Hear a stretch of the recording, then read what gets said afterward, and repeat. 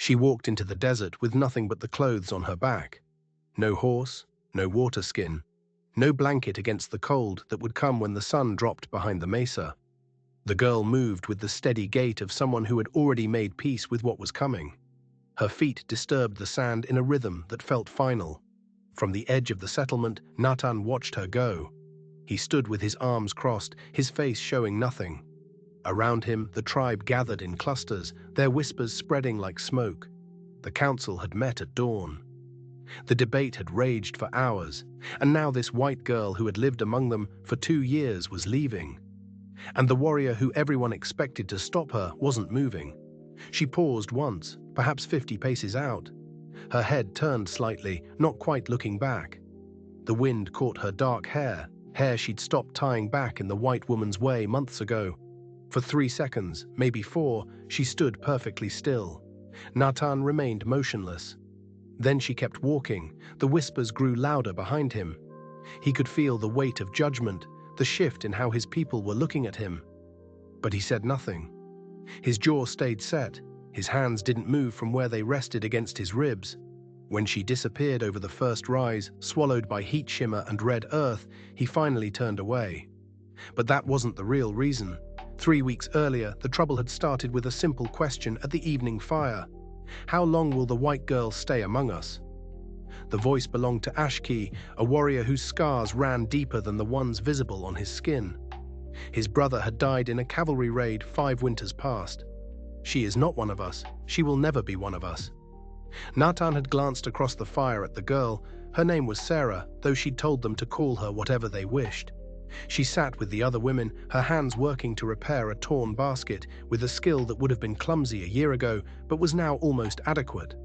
She works, Natan had said simply. She learns. She is a liability. This from Hashke, an elder whose opinion carried weight. The cavalry searches for white captives. Every season they come closer. If they find her here... She was not taken captive, Natan interrupted, his voice level but firm. She came to us after her family's wagon was attacked by raiders. We gave her shelter. That is our way. Your way, Ashki had said, his eyes narrowing. You speak as if you alone decide for the tribe. The challenge hung in the air. Natan was respected, yes. Trusted as a war leader, yes. But he was not yet chief. That position still belonged to Neshoba, who sat at the fire's head, listening, saying nothing. Sarah had looked up then, meeting Natan's eyes across the flames. In that brief glance, he saw understanding. She knew the currents shifting beneath the surface. She knew her presence was becoming a fault line. The council will discuss it, Neshoba had finally said, his voice carrying the weight of finality. When the new moon comes. 3 weeks. That's how long they had. Natan had tried to build a defense that didn't sound like personal attachment. He spoke of her usefulness, her willingness to adapt, the dishonor of turning someone out who had harmed no one. But he could see the skepticism in the eyes of the elders. Ashki's faction was growing. Men who had lost family to white violence. Women who whispered that Sarah's blue eyes were bad medicine. And beneath it all, the cold political reality. If Natan fought too hard for her, he would be seen as putting a white woman above his own people. His future as chief would end before it began. Sarah had understood this before he did. 2 nights before the council's final decision, she'd found him checking the horse lines.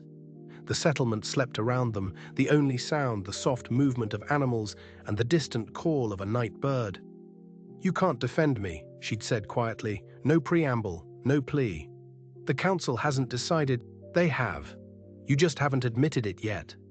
She'd stepped closer, her face barely visible in the starlight. Ashki has been meeting with the young warriors. Hashke has been speaking to the women. They're not just removing me, they're testing you. Natan's hands had stilled on the rope he was coiling. What are you saying? I'm saying that if you stand with me publicly, you lose them. And if you lose them, someone else leads. Someone who thinks like Ashki. Someone who will take this tribe toward war with the whites instead of survival. The accuracy of her reading had shaken him. This girl who'd arrived barely able to speak 10 words of their language had learned to see the invisible architecture of power. You have a choice to make, she'd continued. Me or the future of your people. There might be another way. There isn't. Her voice had been firm. We both know it. They'd stood in silence then, the weight of impossible mathematics pressing down. He'd wanted to argue, to find the angle she'd missed, the solution that let him keep both his leadership and her presence. But she was right. The faction against her wouldn't be satisfied with anything less than her complete removal. And if he fought them openly, he'd split the tribe at a time when unity meant survival. "I'll leave before the council meets," Sarah had said. "I'll make it my choice, not theirs.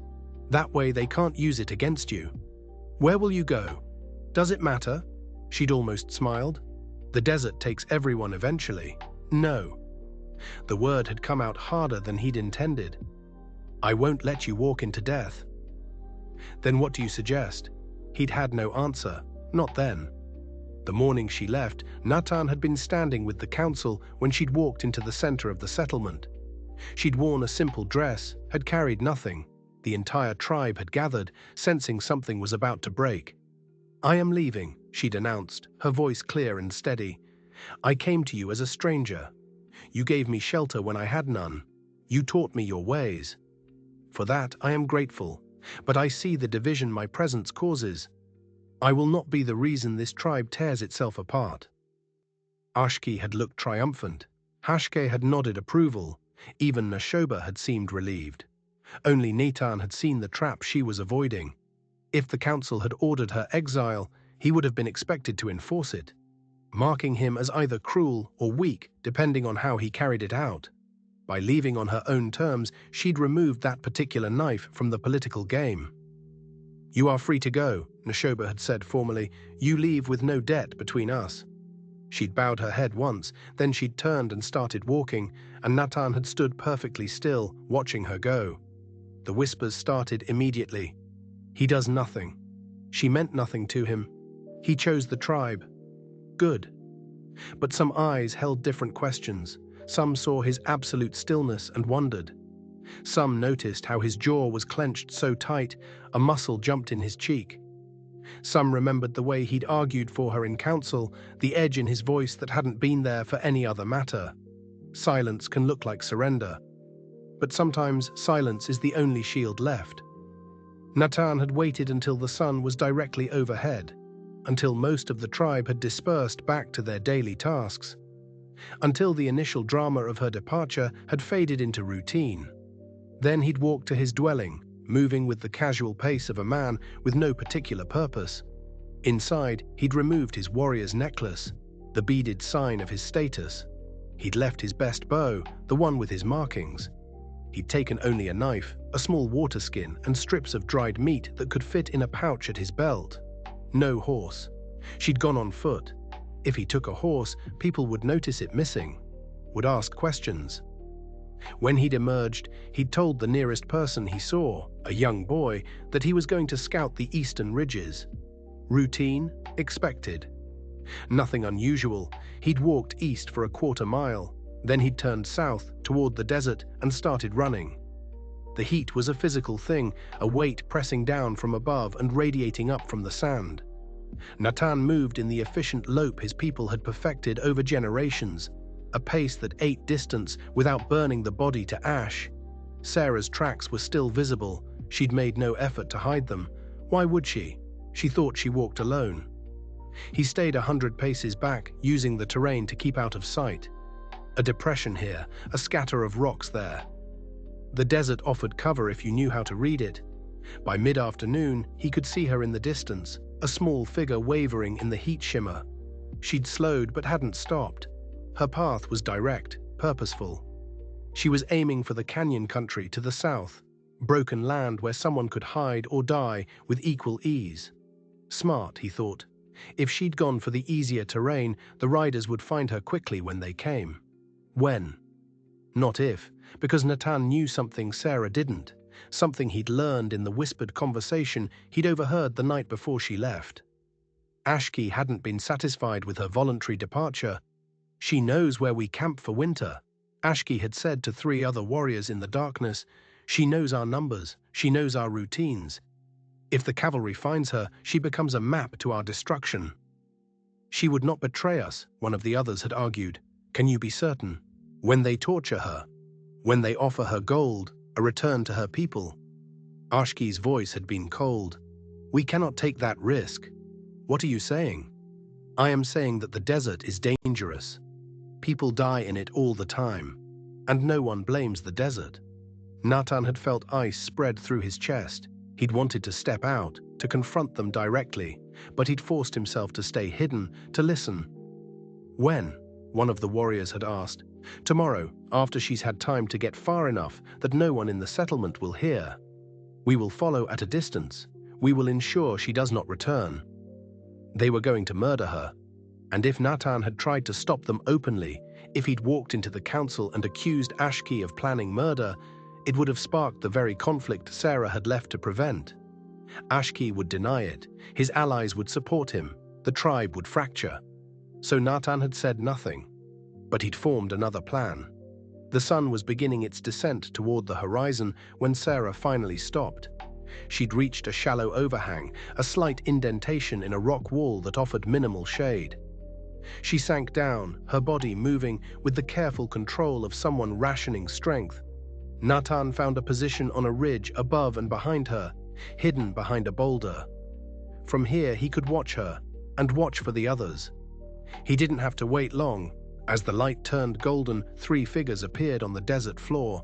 They moved with purpose, tracking Sarah's trail. Even from a distance, Natan recognized Ashki's frame, his distinctive quick stride. They were less than half a mile behind her now. Sarah seemed to sense something. She stood, turned, scanned the empty land behind her. But the warriors were using the same techniques Natan had. Staying low, using terrain. From her position, they'd be invisible. She turned back to the overhang, and Natan saw her shoulders drop slightly. Exhaustion, maybe. Or resignation. The warriors closed the distance. Natan moved down from his ridge, angling to intercept. His feet found the quiet places between stones. His breathing stayed controlled despite the speed. This was what he'd been trained for since childhood, to move like smoke, to appear where he was not expected. He reached a narrow passage between 2 rock walls, just as Ashki and his men entered from the other side, the perfect bottleneck. Natan stepped into view. All 3 warriors froze. Natan. Ashki's surprise lasted only a moment before his face hardened. You should not be here. Neither should you. We are ensuring the white girl does not lead enemies back to the settlement. By ensuring she never reaches anywhere at all? The accusation hung between them. One of the other warriors, a young man named Bidzi, looked uncomfortable. The third, Tohon, kept his face carefully blank. She is a risk, Ashki said. You know this. She is one woman, alone in the desert. The only risk she faces is from us. If the cavalry finds her, they will not. Natan's voice was flat, because she is going to die out here anyway. Is that not what the desert is for? We do not need to bloody our hands. It was a brutal calculation, and he could see Ashki weighing it. The logic was sound from a certain angle. Why risk their own honor when the desert would do the work? But Ashki shook his head. You underestimate her. She is stronger than she looks, and we cannot take the chance. We. Natan looked at each man in turn. Who speaks for the council in this? Who gave the order? Silence. This is not about the tribe's safety, Natan continued, his voice dropping to something dangerous. This is about your hatred of whites. Do not pretend it is strategy. Ashki's hand moved to the knife at his belt. You defend her still. Even now. The others were right to question your loyalty. My loyalty is to the tribe's survival, not to satisfying your need for revenge against a girl who never harmed you. She is white. That is harm enough. Then you make her people's mistake. You see only skin instead of person. The 2 men stared at each other. Behind them, Tohon shifted his weight. Bidzi looked like he wanted to be anywhere else. Stand aside, Natan, Ashki said quietly, or we will go through you. You can try. The tension stretched like a bowstring, 3 against 1. Natan was the better fighter, but those were still difficult odds. And if it came to violence, if blood was spilled here in the desert, the political consequences back at the settlement would be catastrophic. But Natan had read the moment correctly. Bidzi didn't want this fight. And Tohon, for all his blank face, was watching Natan with calculation. Both men knew what Natan was, the likely next chief, the war leader who had saved lives in 3 separate raids. Killing him would not be simple justice, it would be murder of a leader. The tribe would demand answers. "If you do this," Natan said, pitching his voice to carry to all 3, "you will have to explain to Neshoba why you disobeyed his direct order that she leave unharmed. You will have to explain to the mothers and elders why you went against council decision, and you will have to explain why I had to die to keep your secret." The bluff was dangerous. There had been no such order from Neshoba, merely an absence of explicit permission for what Ashki was attempting. But the seed of doubt worked. Tohon's hand moved away from his weapon. "Ashki, perhaps we should return. Let the desert do as it will. She could survive. And if she does," Natan interrupted, "she will go west, toward California, not east toward the army. She knows what bringing soldiers here would mean. She had that choice many times while living with us and never took it. You cannot know that. I know that she walked away from the tribe to protect it. That is not the action of someone planning betrayal." Ashki's jaw worked. His hand remained on his knife, but Natan could see the battle happening behind his eyes, certainty crumbling against pragmatic reality. Finally, Bidzi spoke. "The sun is setting. If we return now, we can reach camp by full dark. If we stay—" He left the rest unsaid. Spending a night in the desert to hunt one woman while abandoning their post in the settlement looked less like duty and more like obsession. Ashki held Natan's gaze for 5 more seconds. Then he turned and spat into the sand. "This is not finished," he said. "It is," Natan replied. "It finished when she walked away." The 3 warriors left, moving back the way they'd come. Natan stayed perfectly still until they disappeared behind the rise. Only then did he allow himself to breathe fully. But he wasn't done. Sarah would have heard nothing from her position at the overhang. The voices wouldn't have carried, and the confrontation had happened out of sight. As far as she knew, she was still alone. Natan made a wide circle, coming up on her position from a different angle. The light was failing now, the desert taking on that brief purple cast that came before full darkness. She'd made a small fire. No, not a fire. She had no tools for that. She'd gathered some dry brush into a pile, probably hoping to light it if the night got too cold. The effort was almost heartbreaking in its futility. The temperature would drop 30 degrees after sunset. That brush would burn for maybe 20 minutes. She sat with her back against the rock, her arms wrapped around her knees. Even from a distance, Natan could see the slight tremor in her shoulders. Not crying, shivering. The cold was already starting. He could keep his distance, shadow her through the night, ensure no predators found her, leave water where she'd find it in the morning. Play ghost until she reached. What? The trading post at Black Mesa was 4 days' walk. She wouldn't make it. Or he could end this. Natan stepped into the open. Sarah's head snapped up. Her hand grabbed for a rock, the only weapon she had. When she recognized him, the rock fell from her fingers. "You," she breathed. "Me.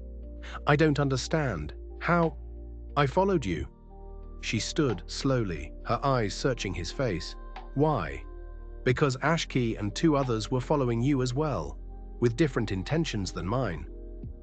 The words landed like stones. He watched her process it, saw the brief flash of fear before she controlled it. "They're gone now," Natan continued. "I sent them back." "You? How?" "I convinced them the desert would do their work for them." A bitter smile touched her lips. "Will it?" "Not if you accept help." Sarah looked at him for a long moment. The last light was fading fast, turning his face into planes of shadow. "Why are you here, Natan?" "Really here?" "Because silence can be shield, but it can also be blade. And I chose to make it shield." "What does that mean?" "It means I let you walk away in front of the tribe. I let them think I had abandoned you. I let Ashki think he had won." Natan took a step closer. "But I was never going to let you die. If you bring me back—" "I'm not bringing you back." She blinked. "Then what?" "Black Mesa, 4 days west. There's a trading post. From there, a coach runs to Tucson twice a month. You'll need this." He held out a small leather pouch. Sarah didn't take it. "What is it?" "Silver." Enough to pay for passage and food until you reach somewhere with white settlements. I can't, you can, and you will. His voice was firm. But you won't survive 4 days alone. No water, no real shelter, no weapon. So you'll… what? Walk with me? I'll get you there safely, then I'll return. And tell them what? That I was scouting, that I saw no sign of cavalry movement, that the eastern routes are clear for winter migration. He shrugged. No one will question it. It's what I said I was doing. Sarah was quiet for a long moment, her arms wrapped tight around herself against the growing cold. If they find out you helped me, they won't. You're risking everything. No. Natan looked at her steadily. I'm protecting everything. You left to prevent the tribe from fracturing over your presence. If you die in the desert, Ashki wins. He gets to claim it was necessary. He gets to use your death to push the tribe toward more violence, more isolation, more hatred of anything white. That path leads to war. War we cannot win. So this is political, she said quietly. This is political, he agreed. And personal. Both can be true. She studied his face and he let her see whatever she needed to see. Finally, she bent and picked up the pouch. 4 days. If we move at dawn and rest during the worst heat, I know where the water is. I know which ravines stay cool. And then you go west. You start new somewhere people won't ask too many questions. You survive. And you go back. I go back. Ashki will push against me, but without your presence as fuel, his accusations are just words. I can outlast words. Sarah nodded slowly. Then she looked at the pathetic pile of brush she'd gathered. I don't suppose you can make that burn. For the first time, something like humor touched his voice. I can do better than that. He spent the next hour teaching her to make a proper fire with bow drill and dry yucca fiber. Showed her which plants held moisture if you knew where to cut. Shared the dried meat he'd brought, portions calculated for 2 people over 4 days. They didn't talk much beyond the practical. The night settled around them, huge and cold, and filled with the small sounds of the desert breathing. Sarah huddled close to the fire, exhaustion pulling at her features. Sleep, Natan said. I'll watch. You can't stay awake all night. I've done harder things. She wanted to argue, he could see it, but her body betrayed her, and within minutes of lying down, she was asleep. Natan fed the fire and watched the darkness, watched for predators, for scorpions, for any of the 1,000 ways the desert killed the unprepared. But mostly he watched her, this woman who'd walked away from the only shelter she had rather than cause the people who'd taken her in to destroy themselves. Leadership is not loud, he thought. Protection is not always public. The night passed in shifts of cold stars and careful listening. The 4 days that followed established a rhythm. They rose before dawn, walked in the relative cool of early morning, rested through the brutal midday heat in whatever shade the land offered, walked again in late afternoon until dark.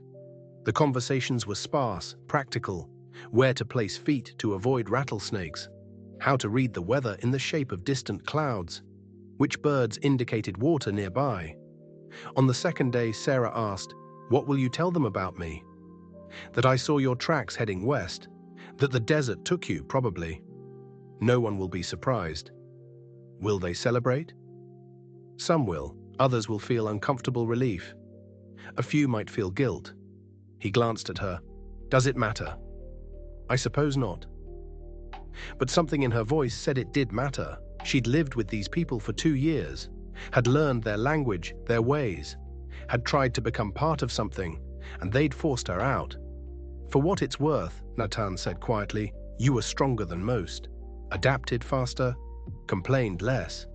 But I was never Apache. No, but you tried. That counts for something.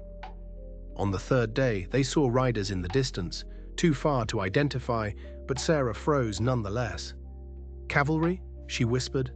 Natan studied the shimmer and dust. No, wrong formation, probably hunters from another tribe.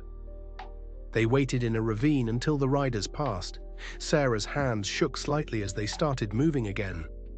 Are you afraid of going back to white towns? Natan asked. I'm afraid of being asked questions I can't answer. She was quiet for a moment. What do I say when they ask where I've been? If I say I lived with Apache, they'll either think I'm lying or they'll want to know where. They'll want details, locations. Then lie. Say you traveled with missionaries. Say you worked at a ranch in Mexico. Say whatever keeps you safe and keeps them from our territory. More silence, she said. More shield. On the fourth morning, they crested a rise and saw Black Mesa in the distance, its flat top unmistakable against the sky. The trading post would be at its base, a ramshackle collection of buildings where Mexicans, Americans, and various tribes came to exchange goods under an uneasy truce. "We'll reach it by midday," Natan said. Sarah nodded. Neither of them spoke the obvious. That this was goodbye, they walked the last miles in silence.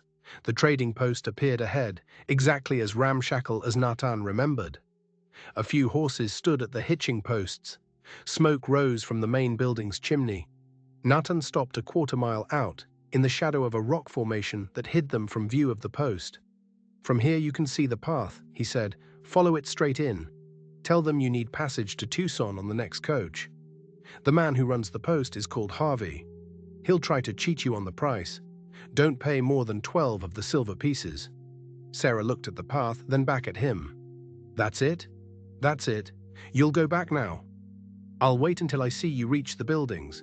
Make sure no trouble finds you in the last stretch." She nodded, started to turn away, stopped. "Natan." "Yes." "If I had stopped you, the morning I left, if I had asked you to speak for me one more time," she trailed off. "They would have killed you before sunset," he said quietly. "Not publicly, not in a way that could be traced, but you would have died.